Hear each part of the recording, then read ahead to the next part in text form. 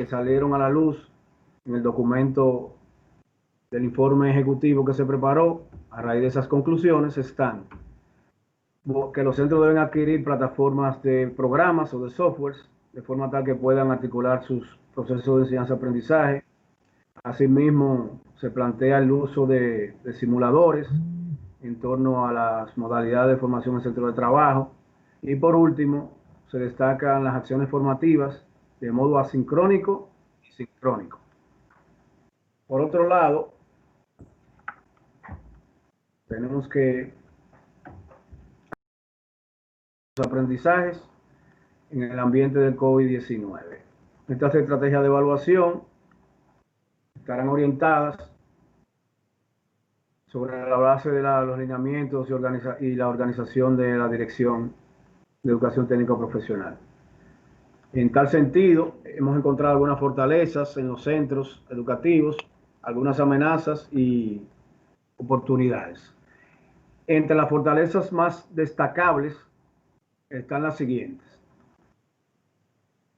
De 273 centros analizados, 240 plantean que los maestros están recibiendo capacitación en el uso de las tecnologías de la información, de las comunicaciones y en educación virtual, lo cual es un punto de avance y que se articula con nuestra sugerencia metodológica posterior. Asimismo, de los 273 centros educativos que presentaron propuestas, 240 plantean que el equipo de gestión está comprometido con estas acciones y lineamientos del Ministerio de Educación en ambiente de COVID. Y por último, quisiera destacar que de los 273, 236 de ellos plantea que se han entregado dispositivos a nuestros maestros, con lo cual podemos destacar que los maestros tienen en sus manos herramientas tecnológicas disponibles para los fines de articular su proceso de enseñanza-aprendizaje en formato virtual y educación a distancia.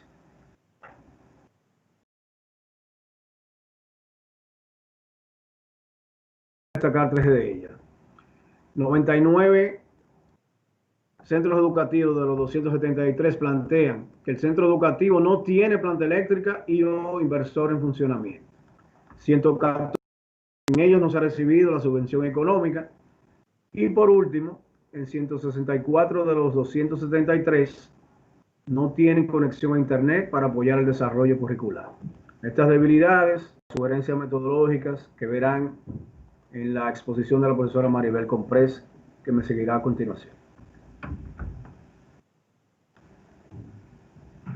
Amenazas que se detectaron a raíz del proceso que se inició a partir de esta oficina en los diferentes centros educativos a los cuales ustedes pertenecen, son las siguientes. Estas amenazas obviamente tienen solución y son retos a superar sobre la base de la creatividad y la inteligencia. Entre ellos hay problemas de conectividad en algunos de los centros. Tenemos también un porcentaje muy alto de los educandos sin dispositivos electrónicos, lo cual se traduce en una debilidad marcada que debe ser superada.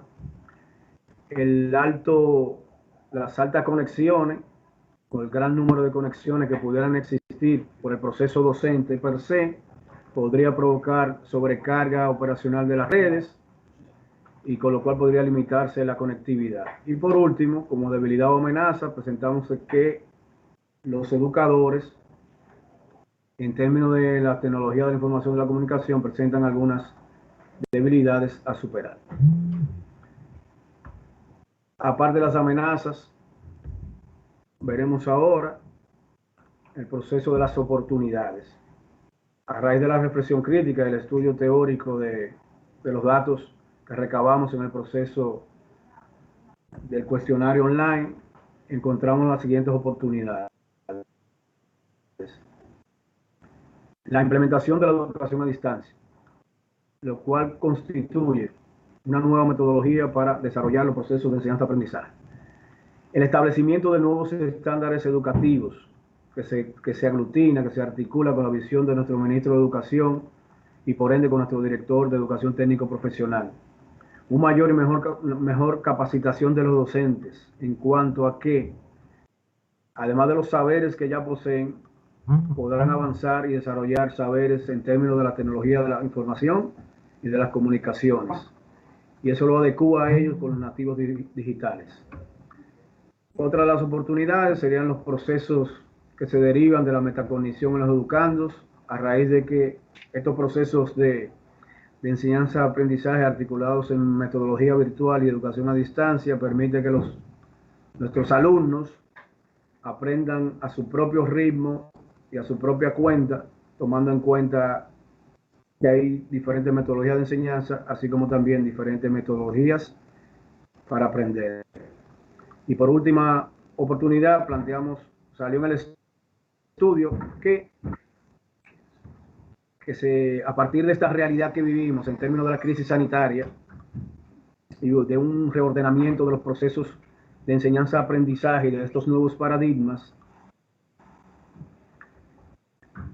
se crea una nueva oportunidad para educar en formato del siglo XXI, con lo cual nos vamos a adecuar a los procesos mundiales e ir reduciendo la brecha digital entre nuestros educandos. A partir de ahora podríamos plantear la siguiente pregunta de reflexión.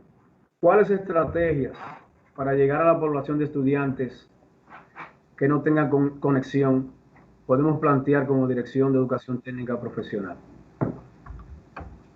Esta cuestionante debe ser respondida a partir de la línea de acción que emana del Ministerio de Educación en cuanto a que en los espacios donde no tengamos conexión podemos trabajar con la educación a distancia utilizando los medios como la radio y la televisión.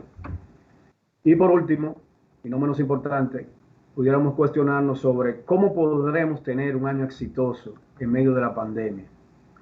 El año exitoso va a depender no solamente del uso de las estrategias de abordaje y de la metodología de acción que emana no solamente de nuestro ministerio, sino además de nuestra propia dirección de técnico profesional, sino que cada docente, cada actor o gestor del proceso educativo en enseñanza-aprendizaje debe considerarse un ente crítico, creativo y capaz de solucionar las dificultades de cara a la pandemia y con ello motivar a sus estudiantes a seguir aprendiendo para transformar la sociedad en lo que queremos, hombres y seres humanos críticos y con capacidad de vocación. Es cuanto de mi parte.